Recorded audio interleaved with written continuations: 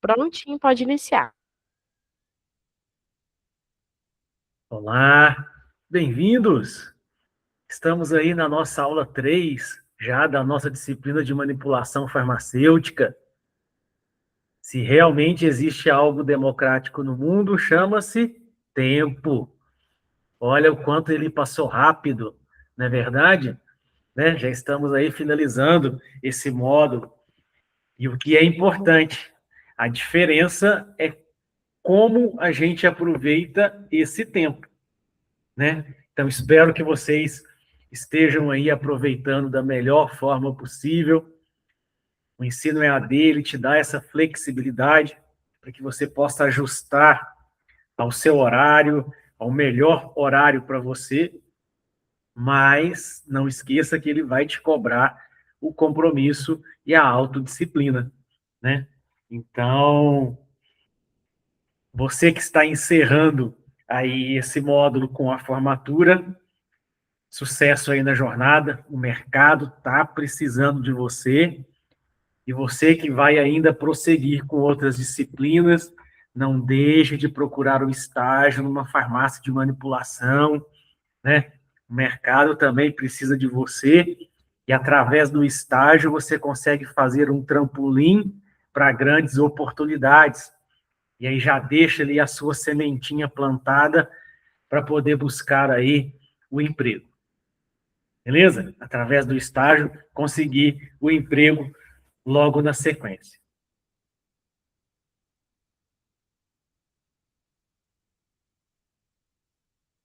Então, o que está previsto aí para a gente poder estar vendo aí nessa nossa aula de hoje?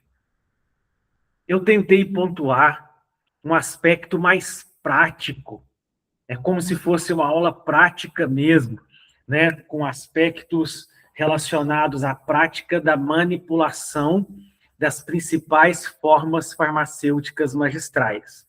A cápsula, a solução, o creme e a indicação para que vocês possam também acompanhar na mesma dinâmica que a gente vai acompanhar a aula aqui para as outras formas farmacêuticas, como o gel, como o sérum, como a suspensão, tá?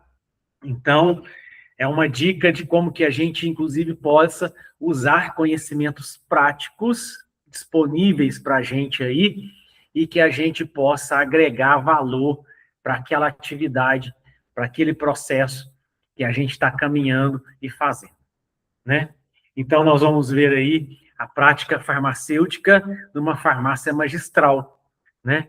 Tópicos especiais aí na manipulação de formas farmacêuticas. Então, ao final dessa nossa aula, ao final de você ler lá na apostila o material de vocês sobre a prática farmacêutica na manipulação de medicamentos, volte aqui nesse slide 3. Se você estiver respondendo ok, que entendeu, que compreendeu e que está aí em acordo com esse slide, significa aí que podemos ir para as próximas etapas, né? Estamos atingindo aí, ó, você compreendeu os princípios práticos básicos para a manipulação das principais formas farmacêuticas magistrais. Lembrando, a principal legislação que rege a manipulação magistral é a RDC 67, né? Eu acredito que breve ela deve ser revogada, vindo aí uma nova, já passou da hora, eles estão atrasados com esse processo, mas até então é ela que a gente tem. Então, uma regra básica, um princípio para a gente poder fazer manipulação de medicamento, sem dúvida nenhuma, é a paramentação, né? E para a gente poder manipular medicamentos e tudo, eu costumo brincar que a gente vai priorizar a beleza natural, né? Então, eu tenho que ter, em um primeiro momento, EPIs que vão me proteger de entrar em contato direto com o produto químico, que é o medicamento, e também, ao usar esse EPI, eu também estou protegendo, né, essa minha matéria-prima, que é o meu medicamento, que são os meus adjuvantes ou excipientes, para que eles também não possam se contaminar. Então, é uma mão dupla. Eu vou me proteger e eu também vou proteger o medicamento, né, para que ele não se contamine, para que as pessoas possam utilizar com segurança e a gente também trabalhar na questão ocupacional com segurança. Então, sem dúvida nenhuma, o uso de jaleco em tempo integral, e principalmente o jaleco de manga comprida, né? O uso de touca, principalmente cobrindo a orelha, não adianta colocar a touca aqui e a orelha ficar de fora, né? Então, ela tem que cobrir, né, toda a superfície do crânio, mais a orelha, né? E o tempo todo. Uso de máscara para pesagem e manipulação também o tempo todo, né? E o uso de luvas para pesagem e a manipulação do medicamento também o tempo todo. Então, isso é o básico para a gente poder colocar a mão na massa, fazendo ali o preparo, a manipulação, né, de um determinado medicamento em qualquer uma das formas farmacêuticas. E aqui é a parte que eu falei, ó. A gente tem que priorizar a beleza natural. Então, quando é isso, não pode usar maquiagem, não pode utilizar nenhum adorno. Então, não pode usar anel, não pode usar brinco, pulseira, relógio, porque isso tudo você tem micro-organismos aderidos àquele determinado material e você vai estar levando, né, como possíveis contaminantes, além, às vezes, você está manipulando, cai algum desses adornos, né? Um brinco cai aí e cai lá no frasco do xarope, por exemplo. Desculpa, mas aí é o que a gente... Tomei um antialérgico por isso. Então, priorizamos a beleza natural. Não usar maquiagens, não usar brincos, não usar esmaltes, né? Então, quem trabalha na área de manipulação, diretamente manipulando o medicamento, não pode usar nenhum adorno, né? Guardar todo o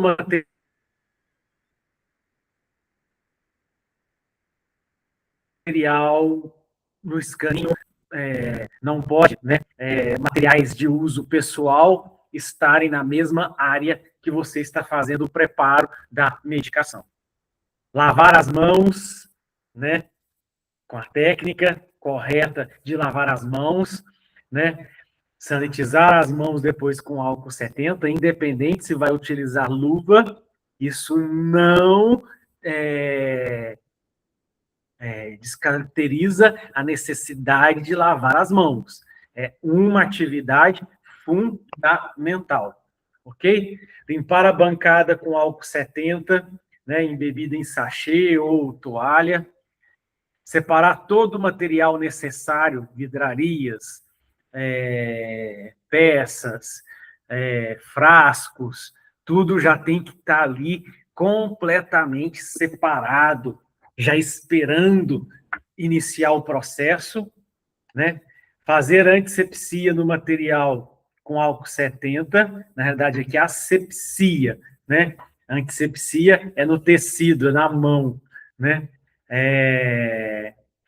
E no momento da execução da fórmula, a bancada deverá conter apenas as vidrarias necessárias para fazer a técnica. Ou seja, tem que estar disponível ali apenas o material que você precisa para produzir aquele medicamento. Tudo que não é necessário naquele determinado momento para aquela forma farmacêutica não deve ficar ali em cima da bancada para poder fazer. Tem que estar no armário ou outra bancada, mas não ali naquela que você está fazendo. Fazer antisepsia das mãos com álcool 70, né? Aqui ele trocou a definição ali, antisepsia é em tecido, né? Então, nas mãos. E a asepsia em material inanimado. Então, na bancada, asepsia e nas mãos, antisepsia. Manter o silêncio dentro do laboratório, porque o falar você está mandando partículas de gotas ali, por mais que você esteja ali com a máscara, mas dentro do laboratório, evitar conversar exatamente para que gotículas aqui não saiam e contaminem a sua área de trabalho ali, e nessas gotículas vão bactérias da sua boca, né? Então, por isso que você tem que usar o jaleco de manga comprida, porque a pele, bactérias podem pegar carona com as células descamando, com o pelo caindo. E a mesma coisa da máscara, porque as gotículas podem levar aqui bactérias também de carona. Elas adoram carona, né? São caroneiras, né? Antes do acondicionamento, fazer aí a conferência e finalizar todo o processo, lavando todo o material que foi utilizado. Então, aí a regra básica, se a gente está falando da prática farmacêutica, como técnico, como farmacêutico de curso superior, na manipulação de medicamento, o primeiro passo é segurança, tanto de você quanto do produto, ok? Então, a paramentação aí, o preparo da área é extremamente fundamental. Uma outra atividade, né, essencial dentro da área de manipulação são preparar pós. E esses pós, ele pode ser utilizado como forma farmacêutica final, por exemplo, um um antisséptico em base de pó para chulés, por exemplo, né? Ele já tem a forma farmacêutica final, pó. Ou então eu vou preparar o pó ou o meu granulado, beleza? Para preparar cápsulas. Então, o pó ele pode ser forma farmacêutica final ou intermediária ali para ser utilizada em especial no processo de encapsulamento. Então, o primeiro passo, pesar os pós de baixo peso em papel vegetal ou vidro de relógio. Então, baseado na ordem de produção. E eu tenho ali pós. E aquele que tem baixo peso, ele ocupa relativamente menor volume.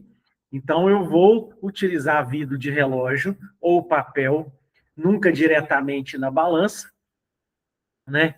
E para pós com grande volume, né? Ou um peso maior, aí eu posso estar utilizando aqui um Becker, posso estar utilizando algum outro material que sirva aí de apoio para poder amparar esse maior volume, que talvez o vidro de relógio e o papel de pesagem não seja suficiente. Então, eu posso estar utilizando ali, por exemplo, um Becker como apoio, né? Seja ele de vidro, seja ele de plástico. Aqui, uma das etapas, eu vou precisar triturar o pó para poder deixar ele com o mesmo grau de tamanho de partícula. Então, o grau, né?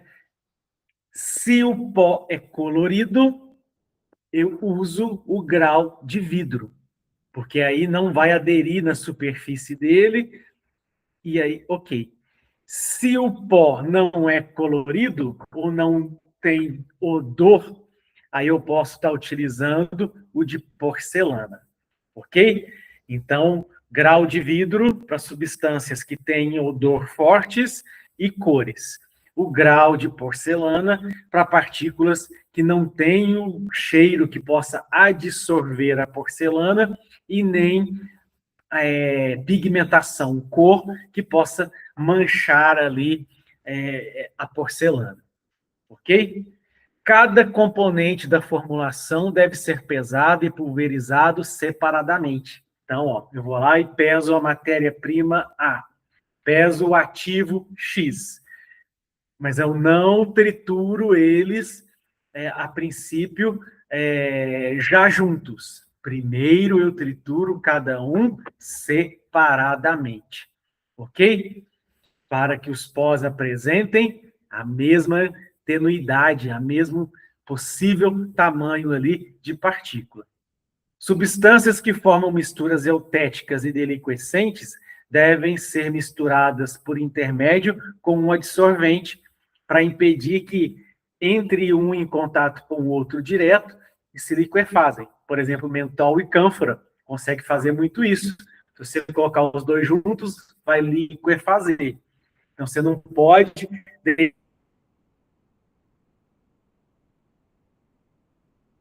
deixar os dois ali, um em contato com o outro. Ao misturar os pós, sempre seguir a regra da mistura geométrica. O que isso significa? Que a dosagem, ou ele tem uma pequena quantidade, eu posso, né, por exemplo, 2 miligramas com 2 miligramas do ativo. 2 mais 2, 4. Aí, então, agora eu vou pegar, ó, a minha mistura tem 4, mais 4 de adjuvantes. Agora eu tenho 8. Ok? 4 mais 4, 8. Quer dizer que agora eu pego mais 8, né? 8 mais 8, fiquei com 16. 16, quer dizer que eu pego agora mais 16 do recipiente ou da mistura para misturar com esses 16. Isso é o que eu falo na proporcionalidade da mistura geométrica. Então, adiciono no grau os pós que ocupem menor volume e sobre eles vou adicionando pós com maior volume, mas respeitando essa proporção geométrica. 2 do ativo com 2 do recipiente, 4. Agora, então, vou pegar mais 4 do adjuvante, 8.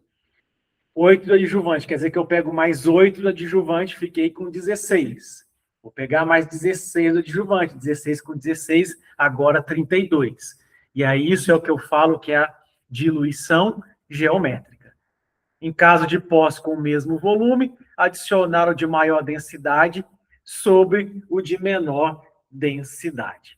Ok? Então, aquele que ocupa maior volume, porque tem menor densidade ali aparente, vai no fundo. E aquele que tem maior peso aparente, em virtude da densidade, eu coloco ele por cima. Quando o pó composto contiver essências, tinturas, extratos, né, ou medicamentos voláteis, esses devem ser usados, os pós mais adsorventes da mistura, para fixar, para impedir que seja evaporado esse mecanismo aí volátil. Então, eu tenho que ter um pó adsorvente ali, como carbonato de cálcio, como o aerosil, né?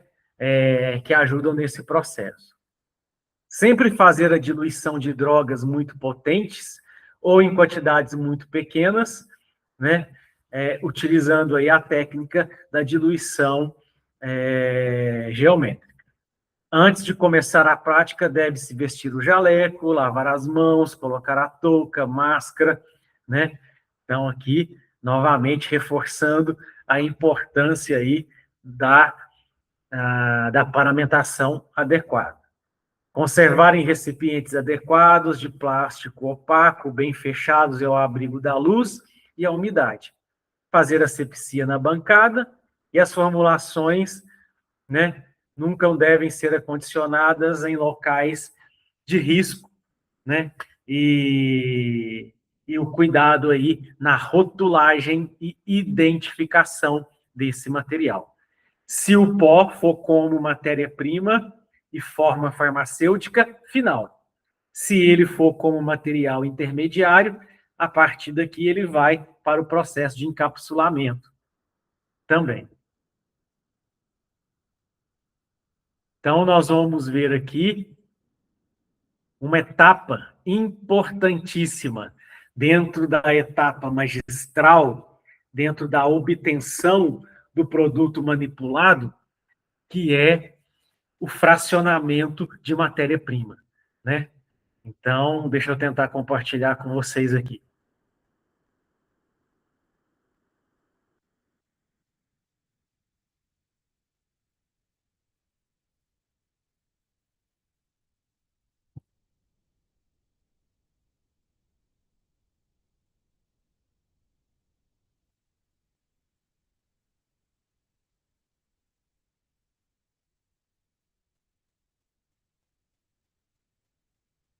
Aqui primeiro.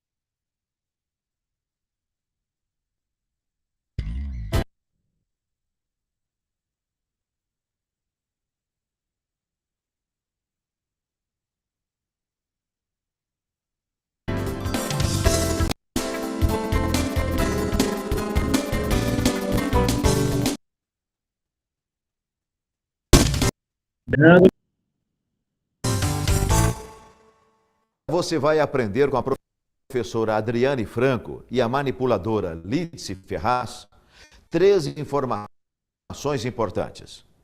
Como é feito o preparo para o fracionamento da matéria-prima? Como deve ser feito esse fracionamento?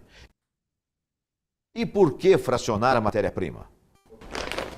Lídice, para proceder um fracionamento de uma matéria-prima, normalmente ela chega para a gente embalada, tá? E aí a gente tem sempre que fazer asepsia com álcool 70 do lado de fora, antes de cortar a embalagem. Então você vai pegar com o papel toalha e o álcool, fazer asepsia externa.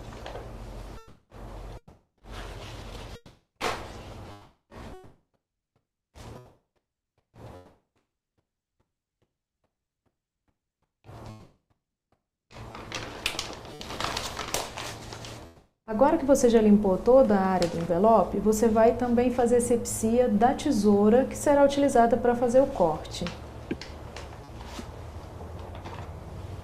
Sempre na área onde vai haver, pode abrir a tesoura, limpar toda a extremidade interna. Agora você vai pegar novamente o pacote e proceder ao corte, tá? Essa embalagem normalmente ela vem com 2 saquinhos, tá? Um interno e essa embalagem metalizada. Você vai proceder o corte na embalagem metalizada.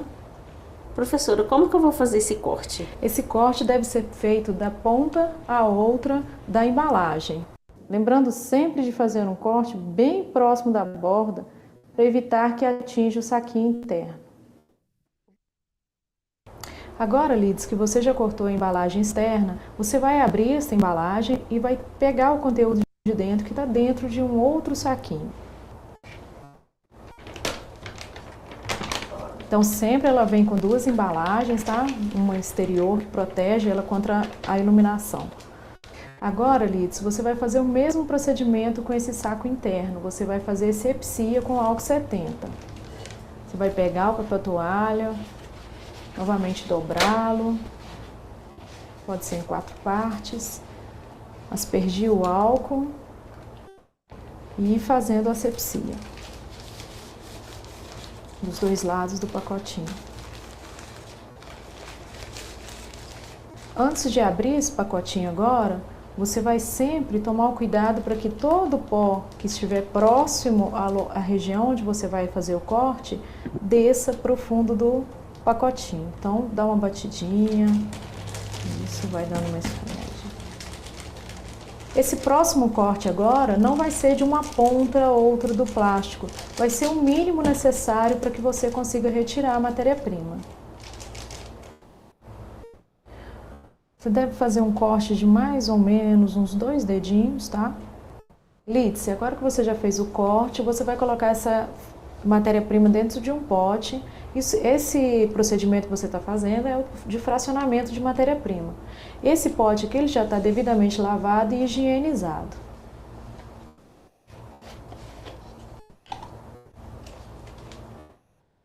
Com bastante cuidado para não cair na bancada, tá, Lides? Pronto, já está bom. Lembrando sempre, Lides, que durante todo o processo o exaustor deve estar ligado. Agora você vai fechar o potinho. Logo em seguida, nós vamos lacrar esse saquinho plástico. Mas antes de lacrar, vamos tomar o cuidado de fazer a rotulagem desse potinho. Você deve rotular com todos os dados que são disponibilizados pelo fornecedor. Nós vamos utilizar um rótulo da nossa farmácia e nesse rótulo você vai transcrever todos os dados que estão aqui neste rótulo do fornecedor. Você deve colocar no rótulo os dados como o nome da matéria-prima, o fabricante, o fornecedor, data de fabricação e validade, o lote que é fornecido pela empresa e o lote da matéria-prima mesmo, tá? Além de outras informações que vem no rótulo, como manter ao abrigo da luz, umidade e a temperatura que ela deve ser armazenada. Lembrando, Lides, que existem alguns softwares de computador que fazem esses rótulos, disponibilizam esses rótulos, mas caso o programa não disponibilize essa informação, a gente deve fazer manualmente. Lembrando sempre de colocar todos os dados, isso é muito importante para a rastreabilidade do produto. Professora, por que tem que fazer o fracionamento das matérias-primas? O fracionamento ele facilita no momento da pesagem, que você não precisa ficar pegando, às vezes, embalagens muito grandes, abrindo sempre, tendo que fechar novamente para poder manter a integridade da matéria-prima. Então, por isso a gente faz esse fracionamento em quantidades menores, expõe menos a matéria-prima a variações de temperatura e umidade e mantém-se íntegra por mais tempo.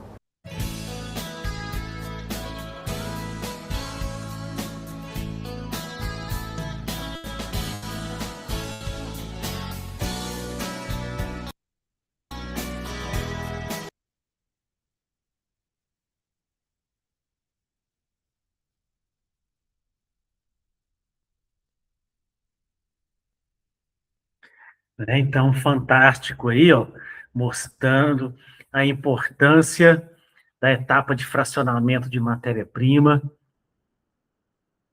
Uma das etapas aí que o técnico realiza muito dentro do processo magistral, dentro do processo, né, de obtenção aí, recebeu a matéria-prima, ele não vai pegando tudo do frasco, ele vai utilizando fracionados. Isso ajuda a diminuir a probabilidade de contaminação da matéria-prima e facilita no momento de fazer a pesagem dessa matéria-prima. Ok? Então, aquele material ali fracionado vai para a etapa de pesagem, por exemplo. Agora, segundo passo, a forma farmacêutica sólida, mais produzida dentro de uma farmácia de manipulação é a cápsula dura, sem dúvida nenhuma. Ok? Em termos de forma farmacêutica sólida, a que é mais produzida, mais manipulada ali no ambiente da farmácia magistral é a cápsula, né? Então, vamos ver aqui, na prática, os passos para a gente poder obter uma cápsula na farmácia magistral. Então, primeiro passo, pesar os pós especificados na ficha de pesagem. Então, ele vai pegar aqueles potinhos que estão fracionados a matéria-prima e pesar ali a quantidade de cada ativo, de cada adjuvante, indicado, calculado lá na respectiva ficha de pesagem, né? Observando as respectivas quantidades. Aí aqui o importante, lembrar das unidades de conversão, né? Às vezes está pedindo ali, ó, pesar 250 miligramas, seja de um ativo, seja de um adjuvante. E a balança tem o display em gramas. Como que você vai observar isso, né? 0,25 gramas, né? Ou 0,250 gramas. Então, fiquem atentos às conversões de unidades e a medida de massa em alguns casos aqui, se for uma vidraria de volume, a pipeta, tal, como que está ali a unidade de medida para a conversão correta e não ter erro, né? A pesagem deverá ser precisa e muito cuidadosa, né? Porque aí, se pesar mais, você está dando uma maior potência, pode aumentar a toxicidade. Se pesar a menos, às vezes você não tem efeito adverso, mas você não tem um efeito terapêutico, né? Então, a pesagem precisa ser adequada. Ao iniciar a pesagem, tarar a balança com papel, né, de pesagem ou saco, né, sobre o prato. Nunca pesa diretamente no prato da balança, né? Você precisa colocar ali um papel de pesagem, um becker, um vidro de relógio, mas nunca diretamente. Pesar os pós um a um com auxílio de espátula para a pesagem de pellets, semelhante àqueles do omeprazol, que são aquelas bolinhas. Ela tem ali um poder eletrostático. Então, ela costuma aderir à superfície. Então, utiliza sempre espátula de plástico, porque se você utilizar de aço inox, ele vai aderir ali e você vai ficar com dificuldade de pesar. Os pós devidamente pesados deverão ser pulverizados em grau, né, de vidro ou porcelana.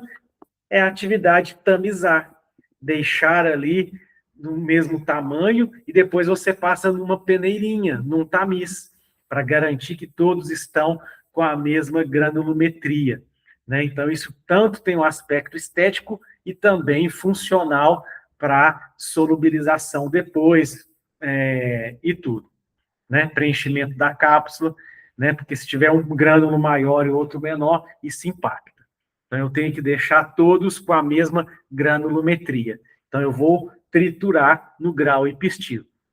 E aqui é aquela mesma regra que a gente viu no slide anterior.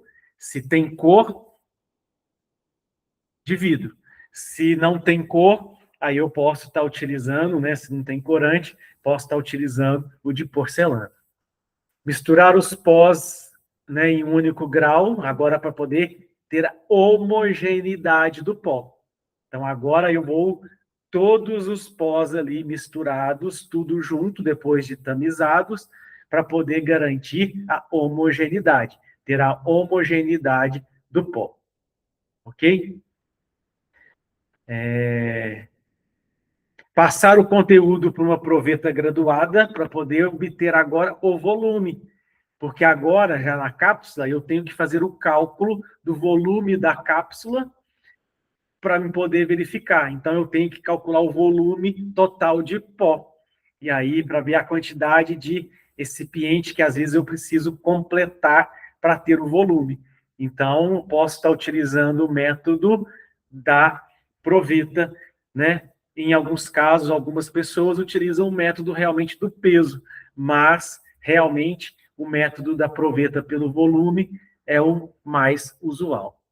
Então, verificar a necessidade diluente e escolher a cápsula ideal de acordo com o volume obtido, né, no passo 7. E com o auxílio de um saco plástico, depois que eu completei o volume, eu coloco ali agora e vou fazer a homogeneidade final, a mistura final, para garantir a homogeneidade do pó. E depois vou encapsular e depois vou fazer o peso médio dessa cápsula e obtendo aí, rotulando, transferindo para o meu frasco, tudo perfeito. Então, a cápsula, ela é, sem dúvida, a forma farmacêutica sólida mais produzida dentro de uma farmácia de manipulação. Então, vocês, como técnicos, sem dúvida nenhuma, vão trabalhar nesse processo magistral de forma quase que infinita, vamos dizer assim, de tanto que a cápsula é produzida, né?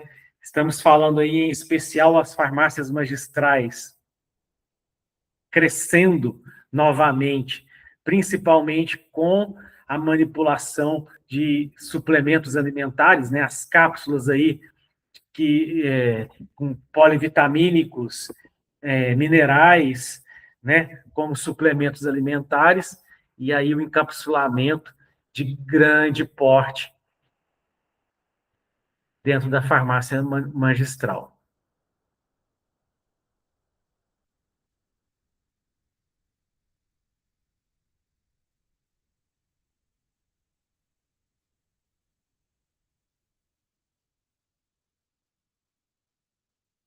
Só um momentinho.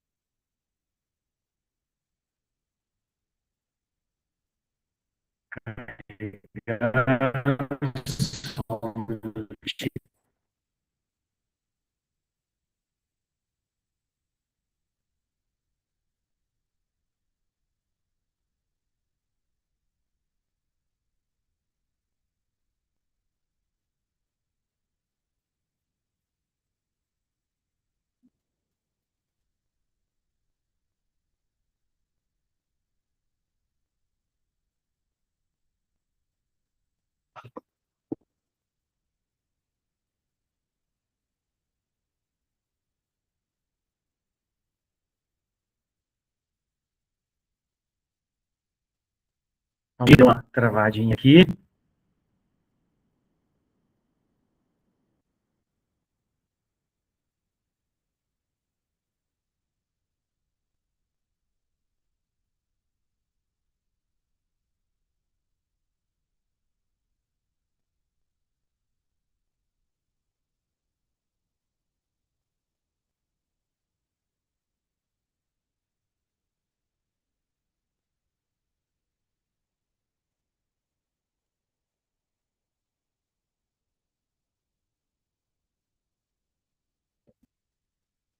Vou carregar o vídeo aqui.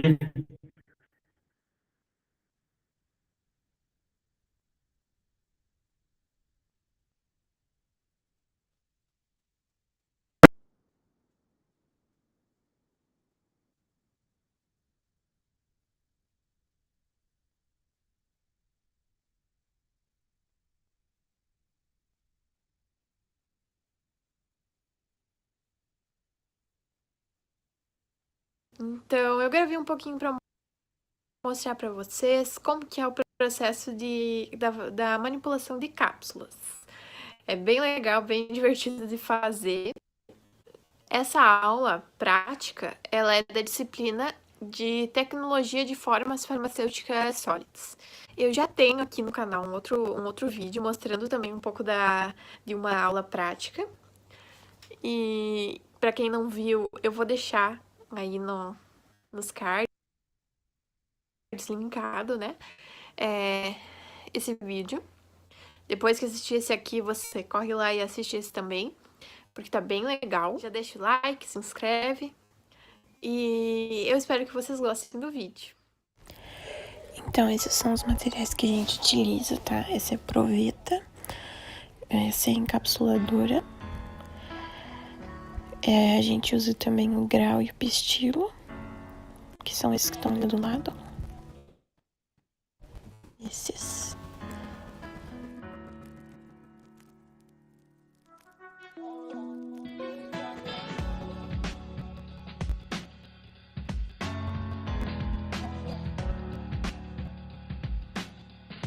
E essas são as cápsulas. A gente vai usar hoje a número 3, mas elas têm diversas numerações.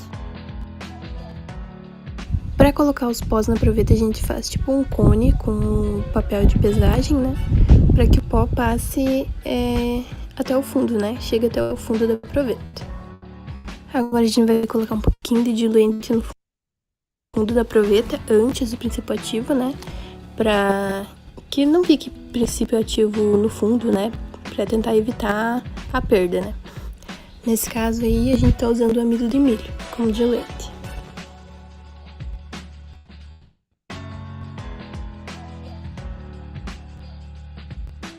Aí a gente vai adicionar então o princípio ativo, que é esse pozinho amarelo. Eu não lembro o nome agora, não tenho certeza, mas eu acho que era nimodipino, tá?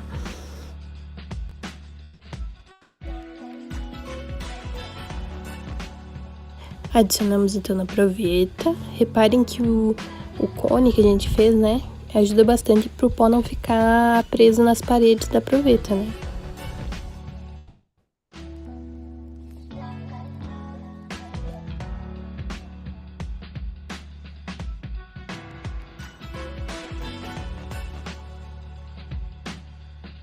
Agora vamos completar até o volume final, né, com mais diluente, né? Nesse caso estou usando a celulose microcristalina também.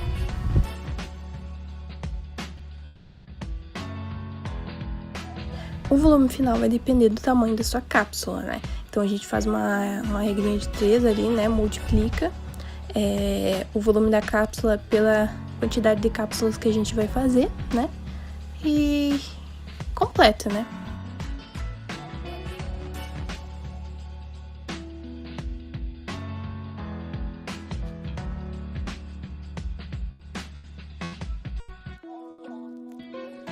Agora a gente vai misturar os pós, tá? Com o auxílio do grau e do pistilo. Mas antes a gente coloca um pouquinho de diluente, né? Pra preencher os poros do grau, né? E também tentar evitar a perda do pó.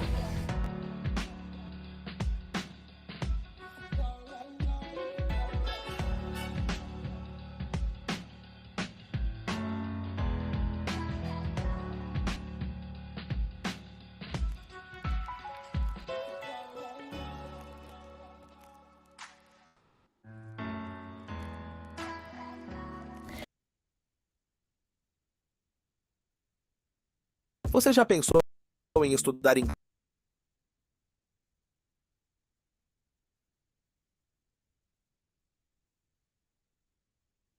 online com uma das melhores escolas da Irlanda?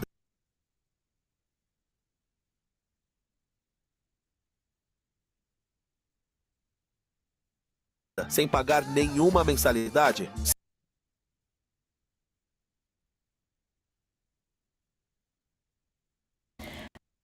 Agora, depois dessa primeira misturada, a gente vai usar esse instrumento que é o tamiz, tá? Parece uma peneira, digamos assim, né? Mas aí a gente coloca todo o pó no tamiz e vai tamizar o pó, que é o processo de deixar as partículas com tamanho igual, né? Para que não tenha tanta alternância de tamanho das partículas do pó, né?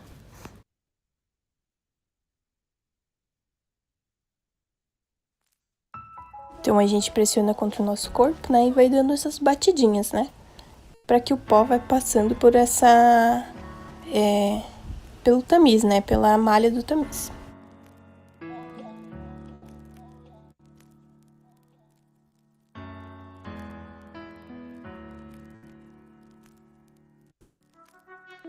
O pó que não passou pela malha do tamiz, então a gente volta pro grau e dá mais uma triturada, né, para que as partículas fiquem menores.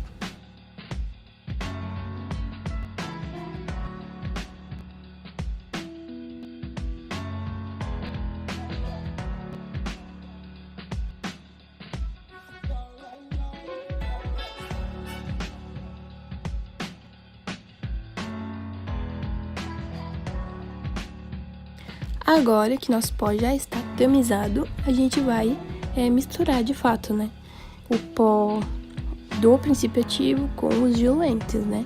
Então a gente vai misturando com a ajuda da espátula, né, do pistilo também, em torno de 5 minutos, né, depende, né. A gente vai misturando até que todo o pó fique homogêneo.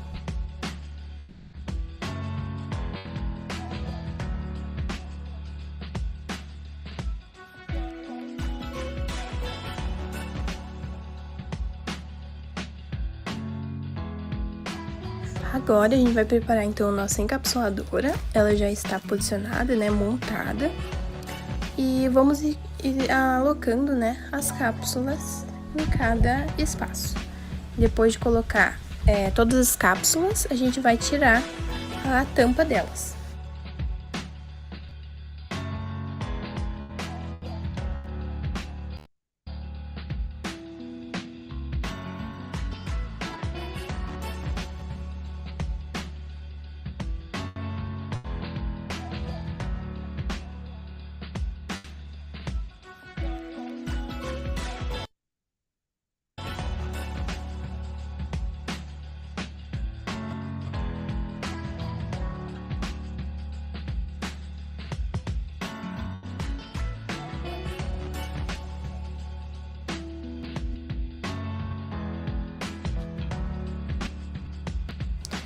Agora eu dou uma apertada, né, pra garantir que a cápsula esteja bem dentro do espaço, né, da encapsuladora.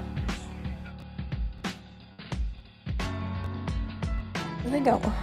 Vamos começar a encher as cápsulas. Então eu coloco um pouco do pó no espaço da encapsuladora e vou alocando ele em todos os buraquinhos, né, todas as cápsulas.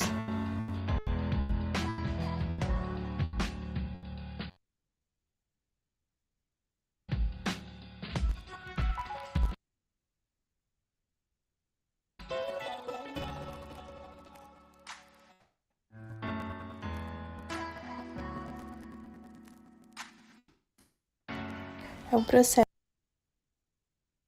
que a gente tem que ter bastante cuidado para preencher bem os espaços, né? Para que não fique uma cápsula mais cheia do que a outra, por exemplo, né?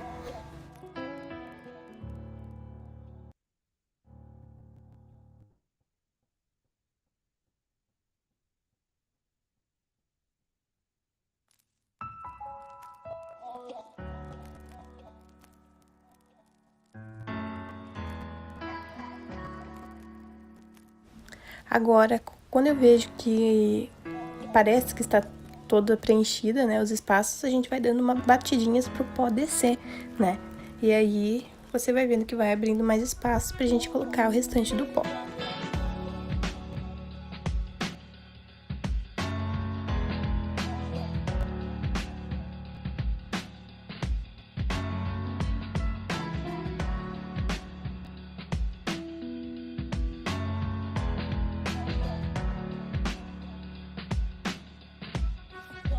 Então, quando eu vejo que tá aparentemente cheio, a gente vai dando mais essas batidinhas bem de leve pro pó das cápsulas ir descendo, até que a gente consiga colocar todo o pó que a gente tem no grau.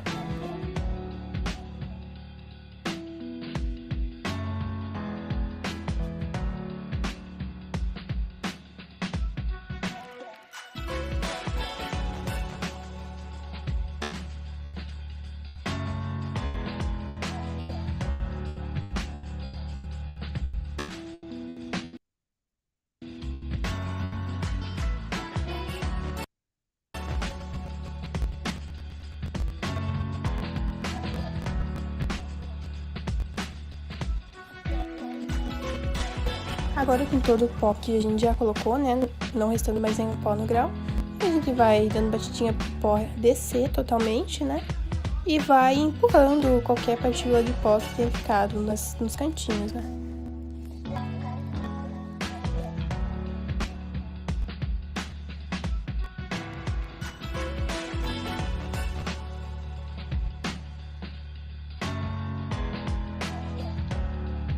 Tiramos as hastes da encapsuladora, né? E essa parte de cima da encapsuladora vai descer. E então a gente vai conseguir fechar as cápsulas.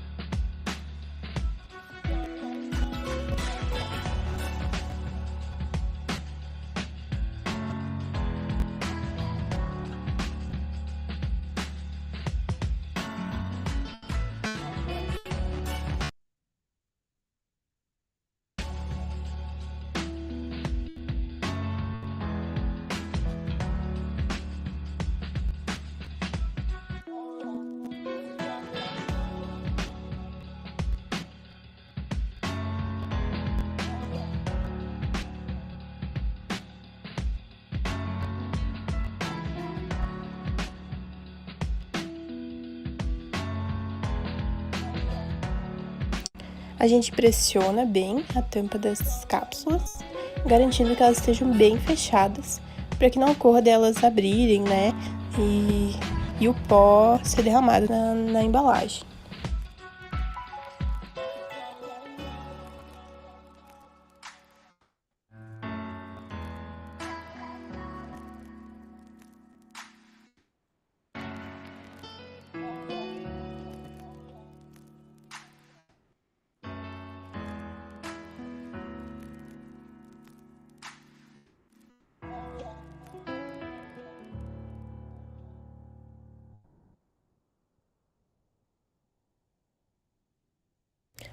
E estão prontas as nossas cápsulas.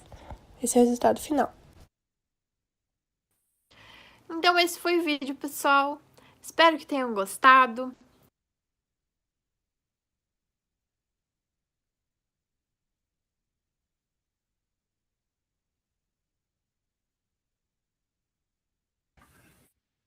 Legal, né? É um vídeo simples, mas que consegue delinear aí todo o processo básico aí, ó, desde o fracionamento da matéria-prima, chegou lá já fracionadinho, a pesagem de acordo com a manipulação, né, com a ficha de manipulação, e visto aí como é feito aí o processo do preparo, né, do encapsulamento e como que ele ocorre com todo o cuidado. Ali, iria tirar algumas amostras e fazer avaliação de peso médio, para poder verificar se está ok. Se tiver ok, a contagem e o acondicionamento, rotulagem e material, né? Então, como que é aí a diluição geométrica, né, que o pessoal utiliza principalmente aí com fármacos de baixa dosagem ou de baixa massa, né?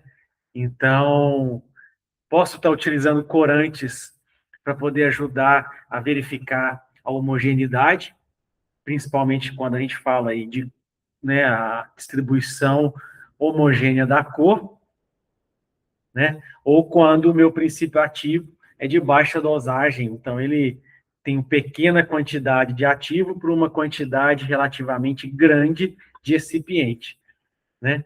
Então, a técnica aqui é a diluição geométrica, né? Então, eu começo com a proporção 1:10. 1 grama do princípio ativo, 9 do diluente. Transfiro para o grau de porcelana, trituro, né? Vou colocar agora 1 grama do PA com 1 grama do diluente. Trituro. Eu tenho 2 gramas, então pego 2 gramas com mais 2 gramas. Fiquei com 4. Vou pegar 4 gramas do diluente para mais 4 que eu já tenho da mistura, 8. E, de repente, sobra um pouquinho, fica no final, não tem problema. Então, eu tenho a indicação aí também, ó, para vocês assistirem em casa, de como que prepara essa diluição geométrica. Dentro da área magistral, uma outra atividade que é muito comum para o técnico e para o farmacêutico é o fator de correção. Exemplo, a minha formulação tem que vir com cada cápsula 50 miligramas de diclofenaco, por exemplo. Mas aí a minha matéria-prima, ela está aprovada e tudo, mas o teor dela é 90%. Quer dizer que eu tenho que fazer a correção do meu ativo para pesagem. Então, se eu teria que pesar, vou colocar aqui, 800 miligramas para fazer aquelas cápsulas, se o ativo tivesse 100%, mas ele está 90%, quer dizer que eu tenho que pesar 10% a mais do meu princípio ativo, né? No caso aí 880 ao invés de 800, baseado aí na correção. Então, cálculo do fator de correção extremamente necessário. É uma regra de 3 aí, inversa, pensando no princípio. Outro detalhe, manipulação de cápsulas contendo fármacos de natureza higroscópica, aquele que tem capacidade de absorver muita água, muita umidade do ambiente. É crítica, né? Podendo causar aí o amolecimento das cápsulas, né? Tanto no aspecto estético, a cápsula ali derretendo, mas também causar a instabilidade da preparação farmacêutica. E aí isso pode levar à ineficiência. Então, sempre utilizar um adsorvente ali, né, que consegue ajudar nesse controle de água nesse sentido. Por exemplo, o aerosil, o carbonato de magnésio, né, são os mais comuns nesse processo. O fator de equivalência é isso, ajuda no fator de correção do meu ativo, né? Eu quero diclofenaco 50 miligramas, mas eu tenho diclofenaco sódico ou diclofenaco potássio. Então, eu tenho que fazer a correção para a minha base, que é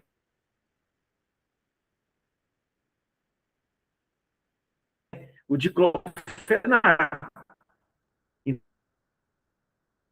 O peso do sal dividido pelo peso molecular dele sem ser sal, né? Ou equivalente ao que eu chamo base. E 800 miligramas. Teria que ser de diclofenaco. Beleza? Mas a minha base, perdão, o meu sal disponível é o diclofenaco sódico, eu tenho que fazer o cálculo do fator de equivalência e fazer a aplicação, a multiplicação no valor aí de 800, que seria o total, vezes o fator de equivalência, quer dizer que eu vou precisar pesar um pouquinho a mais para poder fazer essa correção sal pela base. Então, aí são uns dados básicos que a gente viu, que a gente passou para manipulação de formas farmacêuticas sólidas, ou mesmo líquidas, quando eu preciso fazer o fator de correção.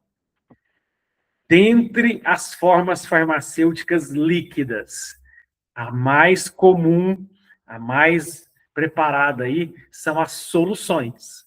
Dentro dessas soluções, o xarope de açúcar é um dos principais, né? Mas lembrando, solução. Todos os sólidos são completamente solúveis naquele líquido. Ou eu posso também ter soluções sólidas. Mas aqui, particularmente, estamos falando das soluções líquidas, onde todos os sólidos, todos os recipientes, todos os ativos são solúveis naquele veículo líquido. Por exemplo, a água ou o álcool é 70%, né? Vai depender aí do veículo que vai utilizar, né? E tenho aí o ajuste de viscosidade. Por isso que o xarope de açúcar, muitas das vezes, é o mais escolhido, porque ele já tem esteticamente uma viscosidade e o próprio açúcar também serve como conservante. Então, toda solução, por ter uma grande quantidade de água, na verdade, toda forma farmacêutica líquida, solução, suspensão, ou que utiliza muita água, como os géis, precisam ter conservantes, ok? Porque onde a água está, há maior probabilidade de contaminação microbiológica. Então, eu preciso. E no mais, se é solução, eu tenho que filtrar ao final. Se é suspensão, nunca filtra, porque eu tenho partículas sólidas que realmente estão dispersas no líquido. Por isso, em suspensão, é obrigatório estar no rótulo a orientação que tem que agitar antes de usar, porque eu tenho sólidos insolúveis no líquido. Isso é suspensão. E na solução, todos os sólidos estão solubilizados naquele líquido. Aí eu tenho a homogeneidade. Então, vamos ver aqui um passo para preparar uma solução. Partículas pequenas de uma mesma substância dissolvem rapidamente. Então, eu também posso triturar antes de solubilizar. Para uma solubilização mais rápida, é melhor levigar. Então, o que eu posso fazer? Eu posso pegar o meu sólido e levigar, colocar ele aqui, por exemplo, com o propil para poder gerar ali uma liga para facilitar a solubilização, né? Principalmente ali o propileno glicol, né? E a glicerina. Quanto mais solúvel for a substância, mais rápida a dissolução. Quando se prepara um elixir, aí o veículo é alcoólico, né? E uma solução aquosa, o veículo é a água. Posso utilizar agitadores magnéticos, misturadores, próprio se é fácil de solubilizar, o próprio bastão de vidro já ajuda, e a filtração de um líquido pode ajudar na obtenção de produtos claros. Solução sempre precisa filtrar, ou em gaze, ou em algodão, né? Ou em papel de filtro, mas precisa ser filtrado. Outra questão importante quando a gente fala de formas farmacêuticas líquidas e também semissólidas na forma de géis e cremes. Tem que verificar o pH final, a compatibilidade do pH final para a área onde que vai ser aplicada. Então, por exemplo, é solução oral, tem que ser adequada ao pH da boca, né? É um creme para uso vaginal, ele tem que ser adequado ao pH ao uso vaginal. O pH de soluções, suspensões, tem que ser adequado, ajustado para a área onde que vai ser feita a aplicação. Ok? Agitar constantemente para poder obter ali, né, a solubilização. Quando incorporar o material insolúvel, né, levigar o pó e agitar até que tudo seja solubilizado, filtrar e armazenar em recipiente aí adequado para poder fazer o processo. Então, vamos ver agora uma manipulação aqui de uma solução. A forma farmacêutica líquida, mais preparada aí dentro de uma farmácia de manipulação. Em especial na era da pandemia, na época da pandemia, o preparo principalmente aqui do álcool 70, né? Ele líquido, né? E também teve ele em gel, né? Foram formas farmacêuticas muito manipuladas aí durante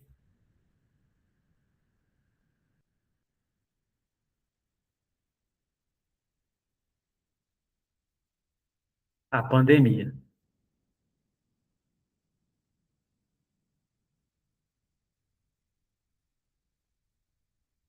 Só um minutinho para carregar.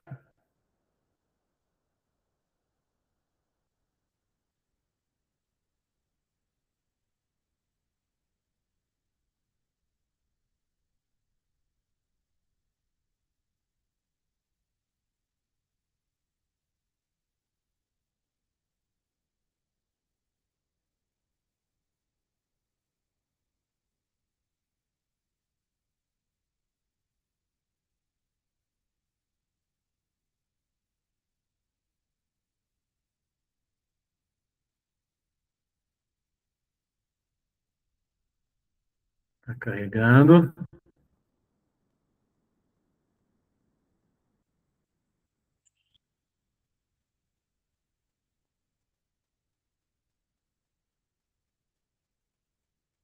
Aqui já está carregando.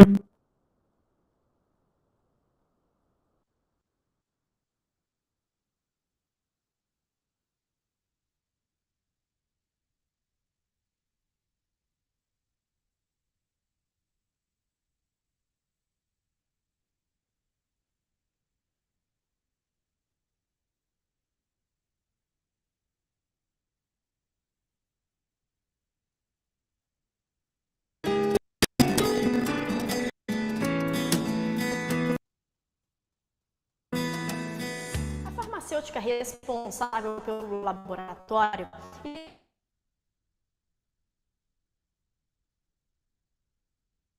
irá mostrar o setor de manipulação e a técnica que irá proceder à preparação de algumas formulações com a farmacêutica, explicando os procedimentos. Vamos conferir? Antes de iniciar a manipulação, a balança deve estar devidamente calibrada. Realizar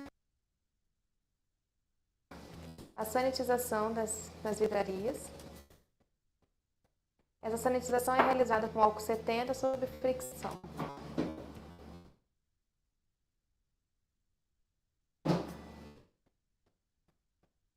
Nós vamos manipular um xarope. Vamos iniciar a pesagem pelo componente sólido. Todo o material que vai ser usado, toda a matéria-prima a ser usada, deve conferir o lote, validade e a quantidade a ser pesada. Após a pesagem, é feita a trituração do ativo.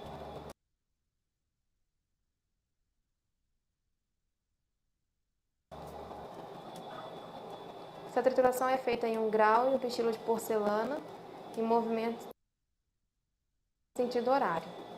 Coloca-se a água, na quantidade pedida na ficha de pesagem, para a solubilização total da bromelina.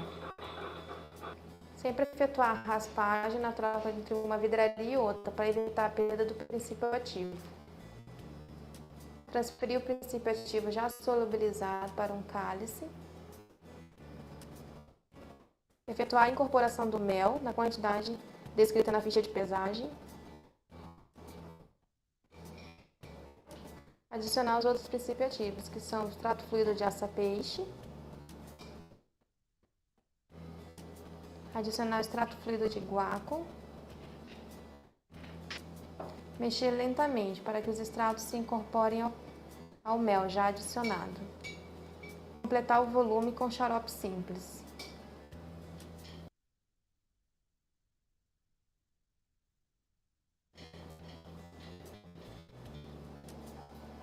Ao fim do processo de manipulação, deve-se realizar a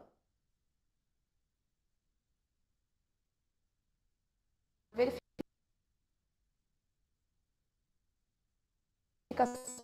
do pH da formulação.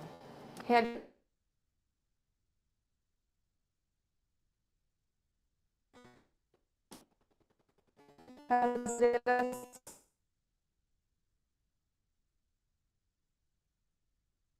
secagem macio.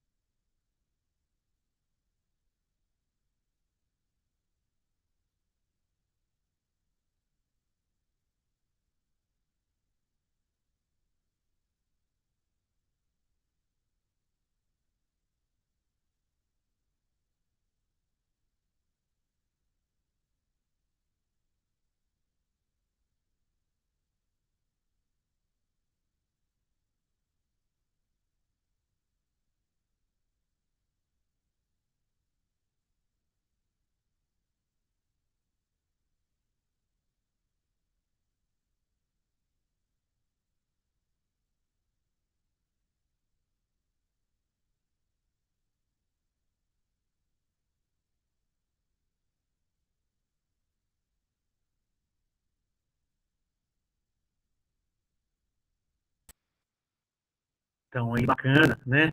A gente viu aí tanto forma farmacêutica líquida, mais preparada em uma farmácia magistral, que é a solução, e entre as formas farmacêuticas semissólidas, a mais preparada, a mais manipulada, ali é a forma farmacêutica creme.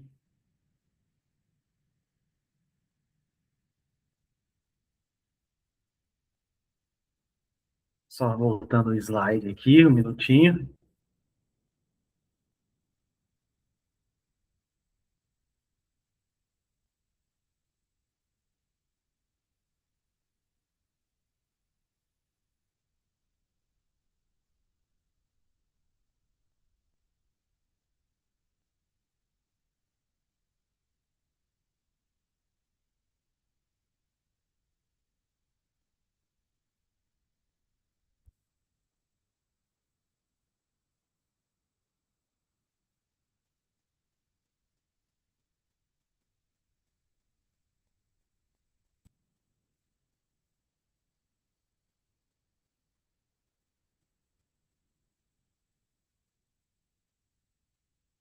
Estou carregando aqui. Só para a gente poder comentar, para a gente poder finalizar, as outras formas farmacêuticas que tem. E não deixe de buscar o estágio.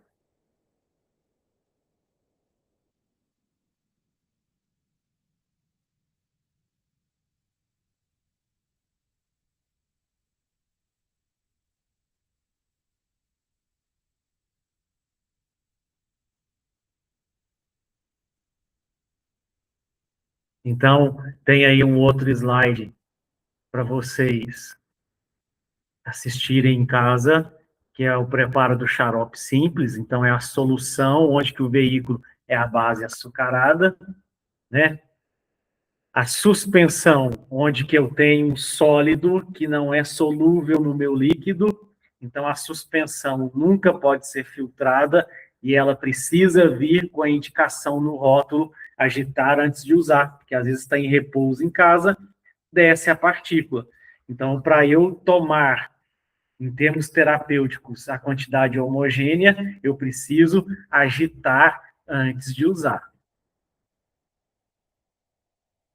Em termos de formas farmacêuticas semissólidas, os sérums têm ganhado aí grande destaque, grande, né, probabilidade. É um gelzinho um pouco mais fluido, né, principalmente para a região do rosto. Os géis, seja gel de cabelo, seja gel protetor solar, né? Então, aí, como formas farmacêuticas também, durante a pandemia, o álcool 70 na forma de gel também foi outra grande pedida para as farmácias de manipulação, né, no uso aí total. E a gente viu aí, junto com a forma farmacêutica líquida, a manipulação do creme. Então, tem aqui o creme, outra indicação aí para vocês assistirem. E lá, quando a gente falou da questão da manipulação da cápsula, a escolha do tamanho da. Quanto menor o número, 000, quer dizer que a cápsula é maior, ela é o contrário. Cápsula 5, quer dizer que é a pequenininha, é o contrário. E aí é de acordo com o volume que tem e a massa que ela consegue. A gente faz o cálculo, né, baseado aí na densidade aparente do pó, qual que é o volume ideal para aquela cápsula, e aí eu consigo determinar qual é a cápsula e qual o volume que eu vou estar utilizando ali. Bacana? Então, a gente fica por aqui, pessoal. Desejo a vocês aí muito sucesso na caminhada de vocês, né? Quem está continuando, busca o estágio na farmácia magistral. Através do estágio, consegue a sua vaga de emprego. Tem aí mercado, está precisando de você. E você que está aí finalizando o curso, sucesso. E o mercado chega lá, está precisando de você como técnico e está aí em expansão. As farmácias e a farmácia magistral têm voltado a crescer com a questão dos suplementos alimentares. Fechou? Dúvidas, acione a Lívia, acione a Júlia, qualquer coisa elas falam comigo e a gente caminha junto. Grande abraço, pessoal. Fiquem com Deus. Até mais. Tchau, tchau.